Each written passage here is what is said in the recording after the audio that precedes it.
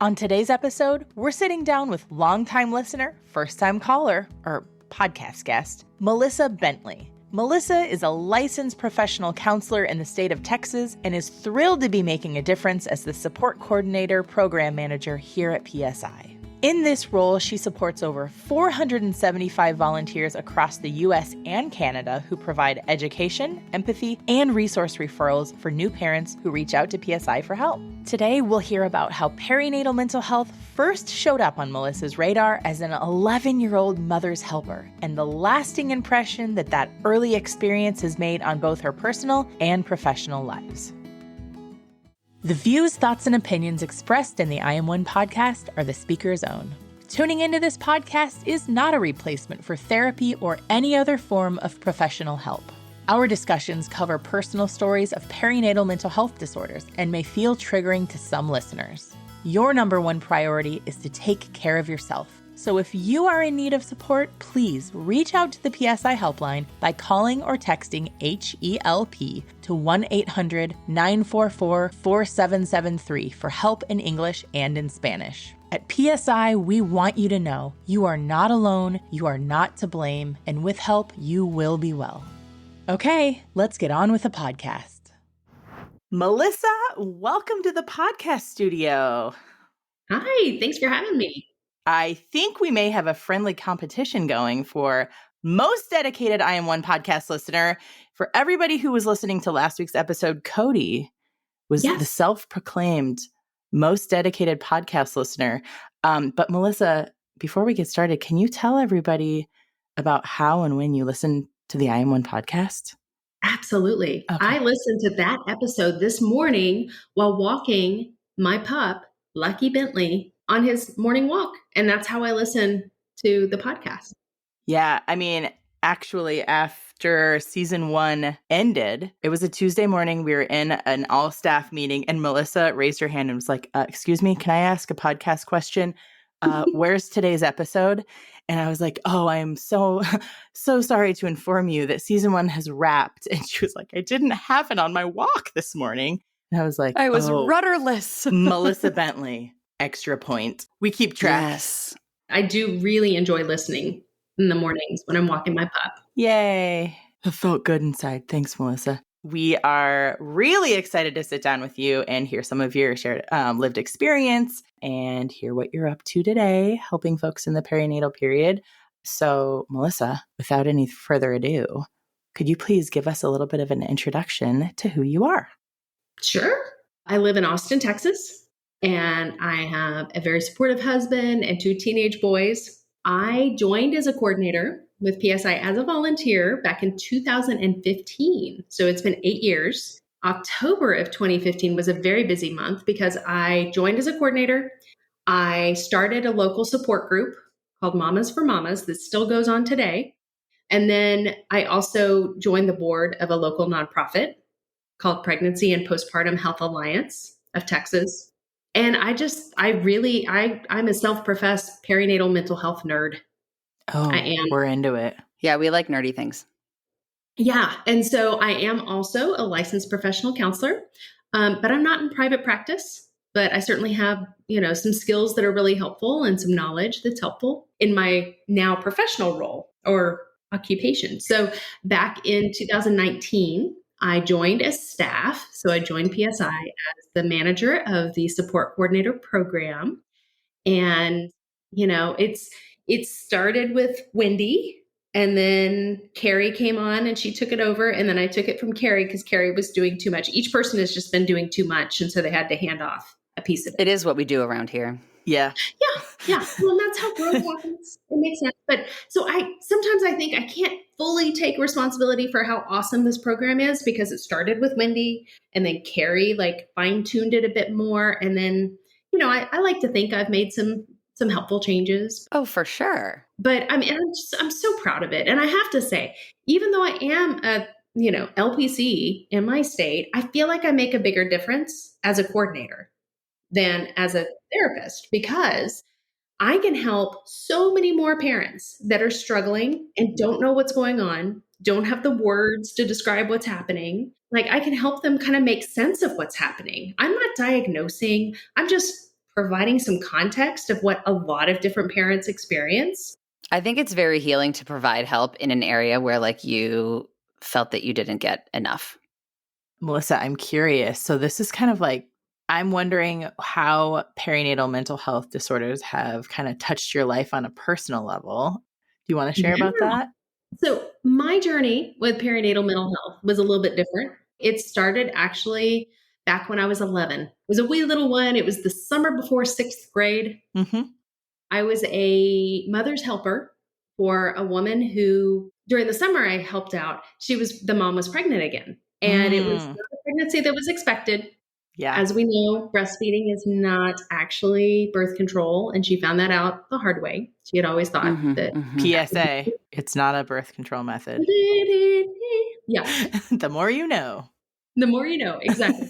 So in this case, she was not expecting it. So anyway, now when I meet parents and hear their story, in the back of my mind over here, you can't see it, there is a checklist over here of risk factors. Okay. And so looking back, I'm like, oh yeah, check, check, check, check, check. Like there were a lot of things going on in her life that really set the stage for her to have a hard time.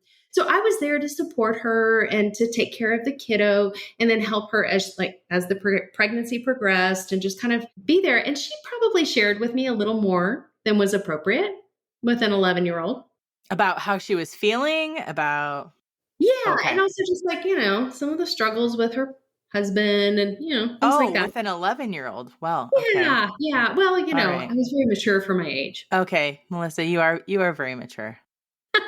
Okay, I'm 48 now, so I'm maybe you're not mature enough for your age now, but right. And that's the goal, I think, as we get older, right? Like, I want to stay cool. with that. Yeah. Okay. Yeah. So in this case, I was with her through the summer, and it really left this impression upon me that motherhood is not always like unicorns and teddy bears and all these happy things. And I realized that it could be really hard. And that, not every pregnant person wants to be pregnant or, like the timing might not be right. And it just opened my eyes to these things. So throughout high school and college and then later grad school, every time I did kind of a research project related to psychology, which my bachelor's is in psychology. So there were many opportunities. I would do like lit reviews of, postpartum depression, because that's all that it was called at the time. Right. Yep. So I did a lot of those studies like deep dive into reading those articles and studies. And then even when I started grad school and really coming to understand what that was about, but it still was just about depression and there just wasn't enough. And to me, that just felt kind of unfair. And I'm going to jump ahead a little bit and say, like, one of the things that I absolutely love about perinatal mental health is that it's so fascinating. Like there are just so many different levels and layers and things that are involved. Like it's, there's a feminist perspective, like how women are treated in our culture and in any culture, like the role of the mother, the role of women, the role of caregivers. Like that's a real factor, as well as, of course, like any kind of pre-existing condition of mental health, any kind of depression or anxiety, OCD, even eating disorders, like all of that like fits in. Plus the identity formation and development and transformation that happens when a person becomes a parent. It's real. And their relationships change, how their relationships within the family change, the relationships with their friends. Like if they're working, like going back to work, like suddenly they may be like, I used to thrive on being this like, cutthroat lawyer. And now I don't even want to go back to the office. Like I've heard all the things and it's just so interesting. There's just so many different things happening, as well as like learning about taking care of a family and deciding what your new roles are going to be and how you're going to, adjust to relationships. So I don't think I could ever get bored in this field and, doing this kind of work, which is good because I don't like to be bored. No, it's not boring. So what was it like when you became a parent? When I first had Max, my oldest, my transition to like being a new mom, like I had like stopped seeing clients and was like, boom, I'm stay-at-home mom now. And once we got over the shock of like the baby blues and adjusting, I was bored and I was lonely. And I had friends with kids, but most of them, like their kids were a little bit older and they were kind of doing their own thing, going to Gymboree, going to. And you're like, I have like a sack of potatoes. Like, I don't have a kid that needs to run around and be on a balance beam. Yeah. Yeah, exactly. And I'm like, it was just hard to find other parents like that were going through the same thing. And so about 2 months in, my husband was like, I can't be your only source of support because I'd be texting him during the day, and he said, I have a coworker whose wife lives in the neighborhood and she's part of Mom's Club and, here's her information. And I was like, okay, so I did. And so I found some mom friends and got involved, and that was really great. And that helped a lot. So I kind of feel like had I not had that intervention, like I already have a history with depression, I could easily have seen it going in that direction. Like, yeah, exactly. Kind of bubbling up to the surface. Yeah. And I could easily see that happening. So I was very fortunate that had shifted. I don't think I was seeing a therapist at the time, but I had an old therapist kind of on standby in case I needed her, which I did later because when my son was 6 months old, my mom was diagnosed with lung cancer. And unfortunately, she passed 1 week and 1 day before my second was born.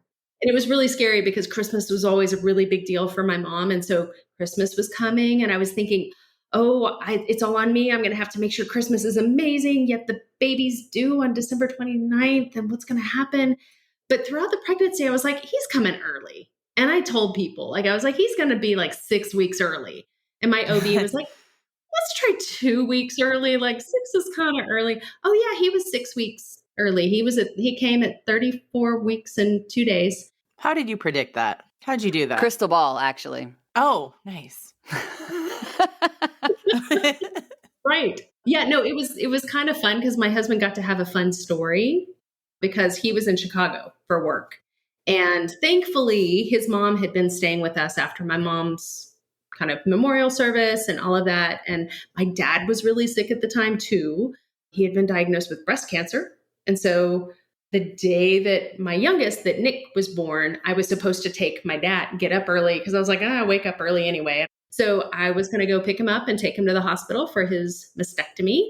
And I had in the night thought, I can't tell if I'm losing amniotic fluid or not. So you know what? I'm just going to, in the morning, when I drop my dad off at for the surgery, I'm just going to go to the ER and have them do the little ferning test and see what's going on. Yeah, I didn't get a chance because as soon as I had that thought, I felt a pop. And so my water broke. And then I drove myself to the hospital and my sister had been visiting. So she took my dad to the hospital, took care of that. But so I had to call my husband and say, hey, you might want to come home soon or you're going to want to come home soon. I don't think I gave him the choice. Yeah, because, yeah. And so he got to go to the airport and say, okay, so this is like Amazing Race. I need to get to Austin as soon as possible. So I don't know. I'm sure if I asked him, it would be this embellished story about everybody on the plane staying seated so he could run up and leave and go get on. Cheering him on. Right. Everybody and it cleared turned out that the direct flight was not the earliest. And yeah. So he made it. And an hour later, Nick was born. Wow. Well, and not only that, he was born on World Prematurity Day. I mean, that's a little on the nose, Nick. Come on. Right. Yeah. So he spent the first month in the NICU. And I walked into that place going, whoa, this is how can you come out of this without some sort of postpartum anxiety or OCD? Wow. What did it feel like as a parent to be in there? Yeah, it was so weird. Unsettling? Yeah. I mean, just kind of my baby's back here. They had this long pathway to get to it. I think they had recently renovated some of the hospitals. So you just go on this long pathway, this thing to get to it. And then you have to scrub in, you have to sign in, then you have to scrub in for 5 minutes. And still to this day, the smell of the soap at the, I'm in Austin, the St. David's hospital system still brings back that memory. Yeah. So that's how PTSD works. There's some level in there that I smell it and it's intense. So, I mean, he progressed quickly, and moved on. But then after a little while, like his lungs were fine. But then he became what they call a feed and grower, where he basically just had to like get strong enough to eat enough. Mhm. But in the meantime, I had a toddler at home and my dad was still recovering and kind of sick. And we were dealing with the grief of my mom. Yeah. And like I was trying to establish breastfeeding. Like I had not mentally prepared. Like I kind of had in my mind, okay, after mom, passes, I'm going to have some time to kind of reconnect with this baby that I had. And no, I did not have that No. time. It was a wild time. It was like a perfect storm, like this convergence of events, right? Like that's what they talk about when they're talking about risk factors is that like you could have one and that may or may not be enough. But like once you throw a bunch of things on the pile, then of course. Exactly. It's Yeah. like, how could I not? So, ironically, as I left, Nick was born in one hospital, but their nursery wasn't really equipped to handle him. So they had to transfer him to a different NICU. And my OB thought she was being nice by letting me not discharging me because she thought that was helping. And so I was kind of stuck there for a while. And finally, I got message to her like, no, he's gone. I need to leave so I can go see him. I want to go. Thanks. Yeah. Yeah, exactly. But as I was leaving, it was hard. Like they wheel you out and like usually you see people leaving with like balloons and, presents and they have their baby and all. I didn't have any of that. I was just wheeled out by Oh. myself and it just felt very anticlimactic and like just felt weird. And he wasn't with me. He wasn't even in the Mhm. same hospital, but get in the car. My husband pulled the car around and I get in the car and I called my old therapist. I was like, yeah, I left her a message. I was like, yeah, so some things have happened since I last connected. Straight from the hospital to the telephone with your therapist. Perfect. I was like, I think I'm Melissa, going to need nice some job. support. And, because I am a therapist myself and like some of like are the work to like every once in a while would be like processing what it's like for me as a therapist. We would sometimes, I guess, break the fourth wall. I don't know. And talk Mm. about what it's like, kind of talk a little Yeah. bit about that. So kind of blurred with consultation. Not exactly. But mostly my experience as a therapist, which all therapists should be in therapy or at least spend some time in therapy. But Yeah. she called me back. We played phone tag and she left a message and she was like, I'm not supposed to do this. This is my cell phone number. She gave me a new number. She said, this is my cell phone number. You call me. I will drop whatever I'm doing. We need to Yeah. get you. This is a off the record, but here's my number. Right. Exactly. Call me. Because she knew I wasn't going to abuse it, but she was like, Yes. oh yeah. So that was Yeah. good. So I think that was also a little bit of an inoculation from going fully down the path, but Right. oh boy, that was a time. Yeah. And the thing is, someone not you might have been in that same situation and not had the connection to an existing therapist or not had previous experience or knew the risk factors like you did. So, like, Exactly. Well, and I know like they did their best. Like I think they had like a parent coffee once a week, like Tuesdays at noon or something like that. And it didn't like the time never worked for me because I had a toddler that I had to still go pick up. Yeah. And because it was a month. And this was like, it started right before Thanksgiving and went all the way through to like a week before Christmas. But you don't know when it's going to end. It feels like it could be forever. Right. yes. And so they offered that support, but I also just didn't really want to stay there any longer than I had to. Like I was there to see Nick and to pump because I would usually be able to pump more after seeing him. And because he was too tired he'd be like, just put it in the tube down my nose. Like, Right. I'm too tired. Like, Trying to sleep and grow. right. Which it's so funny now to think of him now because he's like this like amazing athlete and does like all kinds of things. But at the time he was just this little like, too tired, whatever. But yeah, so it was interesting because that kind of planted some seeds for me of like NICU, they need support. And that support might not always be best in the NICU. Like I think they try and they have good intentions, but not all parents are going to be able to take advantage of that. I think, it would be very hard to be in the NICU, which is Mhm. where you go when you visit your baby, but to be not using that time with the baby, that would feel really complicated and probably kind of icky, I think. Yeah. Like Yeah. I didn't really want to bond with the other parents and most of them Yeah. were doing the same thing. Or you might be frustrated because you saw their baby move up to a different bay. Like the bay numbers like start with 1 and go up to like whatever it is. Yeah. And the lower number is the higher level of need and support. Baby kind of moves their way up, and then, or at least in this hospital. So that competitive parenting started real early is what you're saying, Wow. right? From the jump. Yeah. It could have. I'm sure for some parents. For me, Little I was Johnny just like, already rolled over. That's great. Like, come on. Not everything's a competition. yeah, so it was interesting. So foreshadowing, I decided there needed to be some support later. Mm-hmm. I am curious, Melissa, when did you first hear about PSI? Did you know about PSI when you were becoming a mom? Was it later down the line? When did it come into your orbit? That's a great question. I think it came into my brain in probably early 2015. A little late. Same here. Yeah, Late exactly. to the party. It had to be before I did my first PSI training in May of 2015. Okay. I actually flew to St. Louis, Missouri. They were doing a training there. And my in-laws were kind of close. And so I took Nick with me, and they took Nick and like hung out with him while I was at the training for a couple of days. And then we met back up, and they helped, because my older one was at school and he was a little easier for my husband to handle solo.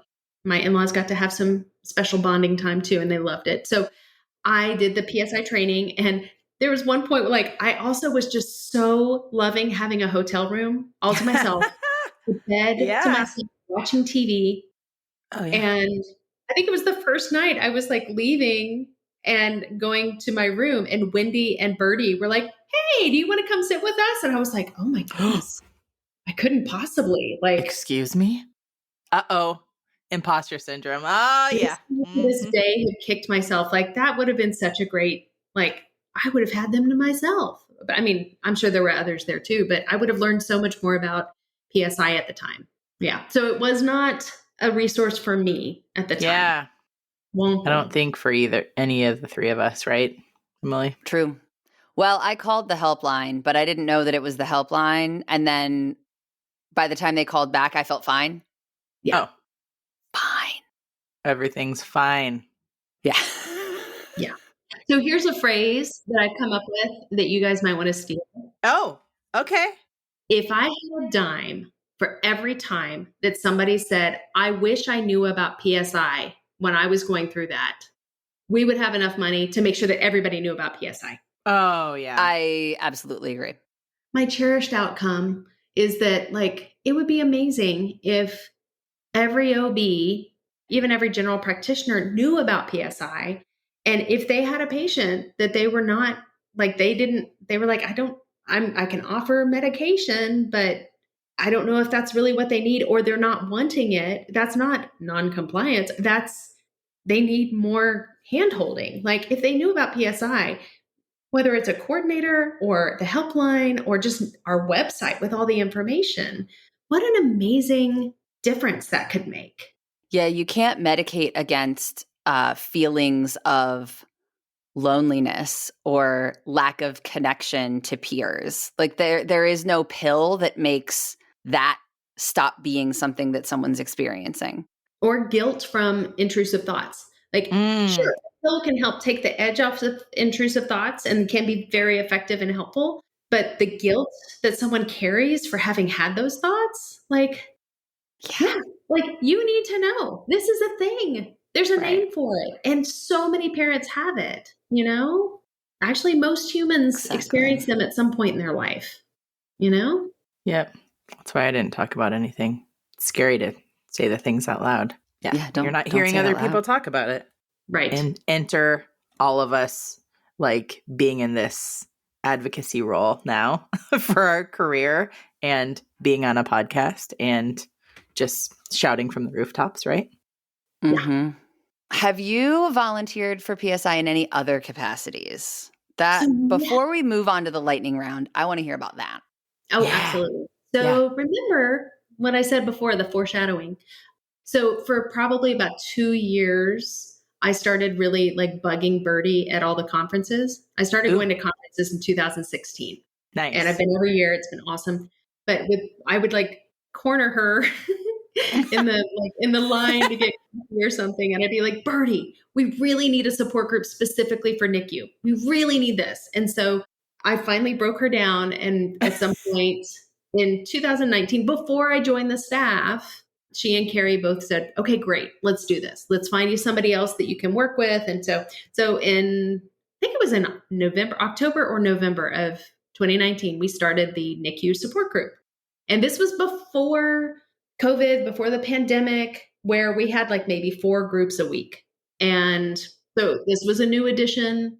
Like most support groups, it was slow to start. Now it's huge. Like now that group has lots of people coming, and the support they get and that they give each other is just beautiful. The ability to connect and hear other parents and know that like you're not alone. Talking about like the little things that other parents might say, or like other people might say to you, like, oh, well, your baby was just ready to come early. Like I don't want to hear that.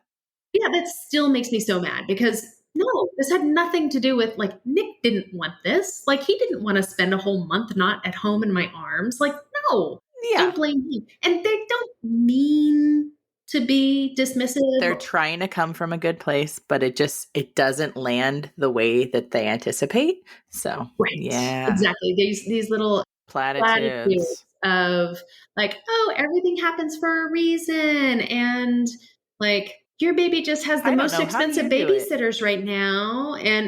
But then there were things that I felt guilty for. Like, I really got to go home and sleep. Like when you're pregnant, like you're not sleeping great. Oh, yeah. And so I was able to go home and for a month actually sleep through the night, which kind of made it harder when he did come home because I think all of that lack of sleep in pregnancy prepares you for having a newborn. But my body and my brain needed that healing. So that I think that probably also was really helpful for me. But I feel guilty for admitting that or feeling that. Like, well, this is okay. It's not okay. It was just terrible. So being able to connect with other parents that have gone through something similar, that's huge. So so I started the NICU support group. I guess a year before that, I helped start the Texas PSI chapter. And so that is still going well. So I guess I start things and hand them off. So, which is okay. That's what should be done as things progress. And now I help with the trainings. I help, just like Cody said last week on the training, I help moderate the trainings with her. There are 3 of us. Extra complex. Ooh. But I walk out of it feeling like, I know my stuff. Like that's reassuring, to like be able to. And there's a couple questions. I'm not going to say I know everything. There are a couple questions that I'm like, how did somebody else answer that one? And that's lovely. Well, Melissa, do you think? All right. Well, are we ready for the lightning round? Yeah. Yes, let's do it. Okay. I hope you've been like prepping yourself. Like, have you been like doing some calisthenics in the mornings to like get yourself ready for the lightning round? You know what I'm saying? Yeah. I went for a long walk. I took Lucky for a walk. I went for a long walk and then I lifted some weights. So I'm ready. Let's do this. Perfect. Melissa, besides this podcast, what is your favorite podcast if you'd like to recommend one to our listeners? I really like this one. As a therapist, I'm really enjoying the Therapist Uncensored, which is about attachment. I often listen to Mom in Mind, of course. Shout out to Dr. Kat, of course. Shout out. So NPR has a Life Kit. Oh, cool. Where they do like little shorter ones that are just different topics. So I don't listen to all of them, but like we had one on laundry recently. And I was like, oh, I know how to do laundry. No problem. Oh no, they talked to this expert and he like threw everything on, its end out the window. About how I need to listen laundry? to that episode. Yeah. I bought a book called Laundry Love. And he has like, YouTube video, but he's this dude that's up in the Twin Cities. He has a store in the Mall of America. Nice. We were just there. Yeah. We missed it. We didn't go there. Yeah. We didn't go to the mall. I lived there for a year. Not in you the did. mall, but in St. You didn't live in the mall? No. Okay. I can see how you would, like if you get lost. Yeah. Yeah. So I'm learning some there. So I like learning stuff. I'm not just finished, but most recently I listened to the Serial podcast about the retrievals. I kind of wanted them to go a little further when it comes to like the treatment of women in mental health in physical medical spaces. Oh. I was hoping they would go further, but it was still like really good. Well, I'm going to jump in and say that I'm going to predict the next answer. Okay. Do you like a book in your ear, or hear me out, a book in your hand? So these days, a book in my ear. I will tell you, like, I don't know if I have like undiagnosed ADHD or something, in the sense that, like, typically if I sit down to read, I fall asleep. I just staying still. I get too tired. I fall asleep. So Oh, no. yeah, therefore I don't usually sit still. So in my ear while I'm walking my dog, Yep. or taking a long walk in my neighborhood, or sometimes driving, but usually I'm listening to music then. And as an aside, it's really funny. I really like rock and roll, and like Oh. I was a teenager in the 90s, and so I really liked Guns N' Roses. And there's one song, November Rain, at the very end, like part of like the little refrain that they keep saying over and over as it ends is, "You are not the only one." Because at some point, like when I was a teenager, I needed to hear that. Yeah. And so it just really resonated, and I absolutely like did something, like, like there's certain songs they just like, yeah. And so I, listening to it recently, I'm like, no wonder I love that. Because I'm all about connection. I'm all about like making sure that people don't feel alone. You're a little bit about connection, a little bit of rock and roll. Know what I'm saying? Yeah. With all these little connections. So when I was in college, I came up with this concept. I didn't trademark it, of PSI. Oh. Long time before. Whoa. But it's positive social interaction. And my best buddy and I, Brenda, shout out, she's in Nashville now. Brenda. Yeah. So Brenda, she and I, we just like, we talked about this one night, like what it's like. And like, especially like at the end of a night of like studying super hardcore, we're like so in the zone and you haven't been talking to anybody else. Like sometimes you just like are in a funk afterwards. Like you've got like, you're like a cartoon with like squiggly lines over your head. Yeah. And my theory was, all you need is PSI. You just need a connection. You need positive social interaction. It could be going to the grocery store. It could be, just like a little, well, at the time Starbucks wasn't around, but now it might be going to Starbucks to get like, a drink. Just having a positive interaction with another human being makes you feel like a human again. It's validating. And so she and I would, on our voicemail, our answering machines, because we're that old, would leave messages. And it would not be uncommon for me to come home and there's a message from Brenda that said, "Hey, I just finished studying for whatever final and I could just really use some PSI right now. Could you give me a call?" Oh. And that's all that had to be said. And I got it.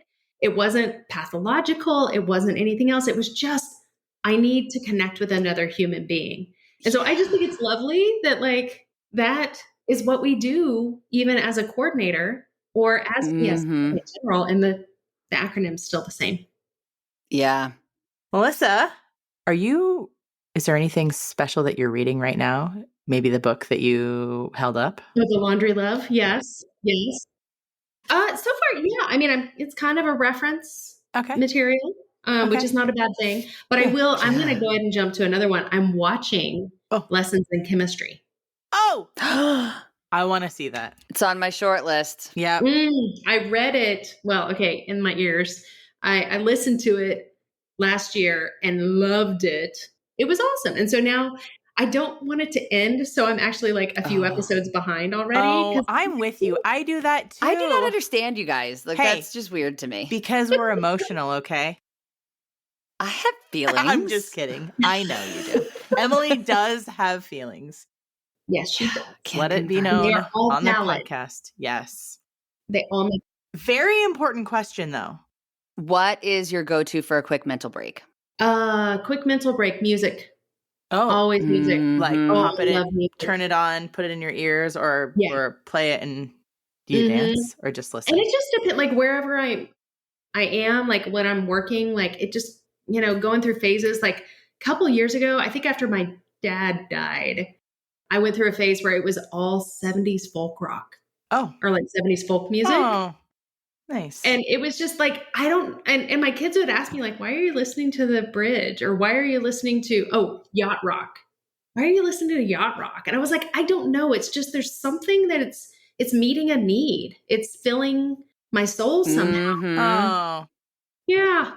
And then Foo Fighters right now is my big one. Oh. Oh, Dang. and that's partly after listening to the audio book of Dave Grohl. His Oh. memoir. So good. I haven't seen them live. I could have, because they played twice at ACL, the Austin City Limits, but Oh. and so I don't know. Concerts kind of lost luster to me a little Okay. bit, But but I've music- had a couple that were like religious experiences. Yeah. So, Melissa, what is your best parenting hack? ooh, be silly, silly, silly. Oh, maybe I should share it here. Ooh, okay. Go on. Okay. We're listening. Mhm. Mhm. When you're in the parking lot with your kiddos, what I did with my kids, because we use I language, I found it helpful. Good job, Melissa. Yeah. Have you done this before? Yeah, exactly. I have found it helpful to make silly songs. And we have lots of inside jokes in my family. We still talk about them to this day. Like, Yeah. if I lost a spoon, here is, because Max said here is for a while and it was so cute. So now everything he's 16, like whatever. He's like, where's my He phone? still goes, Here is. well, he humors me. But here's my hack. In the parking lot, we hold our hands in a parking lot. We hold our hands in a parking lot. We hold our hands in a parking lot so we can be safe. So we can be safe. Yeah. So we can be safe. And then it kind of fizzles out. But then as they got older and they didn't really like that as much, we changed the words. So then it became, so we can be noodles. So we can be noodles. I don't know why. It became Okay. noodles. Oh, yeah. Okay. You got to like mix it up. Yeah. And then when they get even older, but they're still at the age where they need to be holding your hand for safety, Yeah. threaten. I'll sing. You better hold my hand or I'm going to sing. I'm going to I'll sing it sing out loud in front of really loud. everybody. They grab my hand so fast. It's awesome.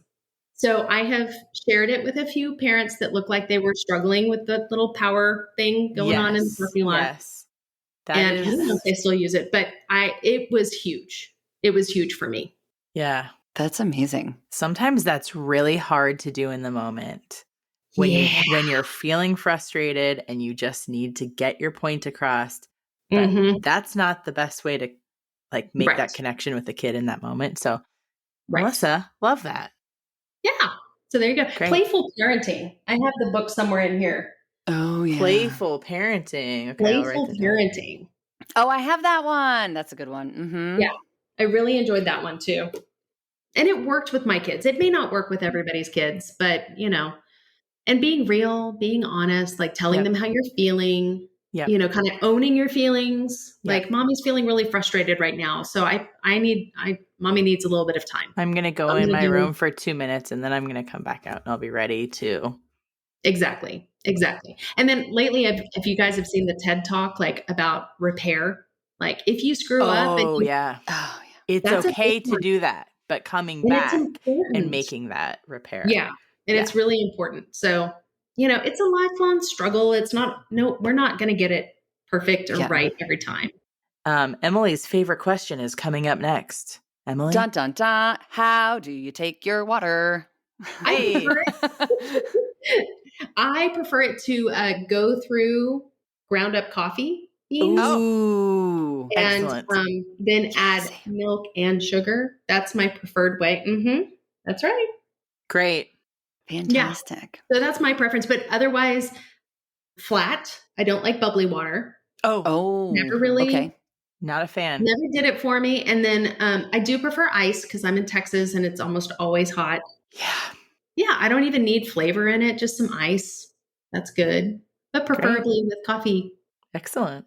Preferably coffee. Got it. Yeah. coffee water. Yeah, I like it. Well, Melissa, if anybody would like to get a hold of you, maybe they have questions for you, they want to talk about coordinators or just say hello or whatever. Is there a specific way that they could get a hold of you? Totally. Coordinators@postpartum.net. Easy It's enough. just that easy. Yeah. Emily, would you like to take us out? Melissa, thank you so much for joining us today. I really love that your story is a little bit more roundabout than some of the rest of the folks that we've had on the pod. And I am really glad that you kept hounding Birdie and Carrie until we got that NICU support group, because it's so important. Peer support is where it's at, which is why I think this podcast works, because that's what we're doing, is we're talking about it. So Absolutely. Thank you. And I will say, your story. I learned from your podcast as well. Like, Ooh. even though I know I'm PMH-C, like, you know, I've got a little alphabet behind after my name, but still, I mean, listening, some of the episodes like has given me different perspective and understanding of the experience. So as a volunteer, as a professional, as a human, I have learned from this podcast as well. So I applaud you too. Oh, Melissa. And Thanks. all the people that go Thank into you this. for adding another perspective. We so appreciate you. You're welcome. Thanks for tuning in to the I Am One podcast. Check out today's show notes where we'll drop links to all the important things that we mentioned in this episode. Please consider sharing about I Am One on social media and following and rating our show wherever it is that you listen to podcasts. It only takes a minute of your time and, well, that'll help our collective mission of bringing resources and local support to folks worldwide. From everyone here at PSI, thanks again for listening.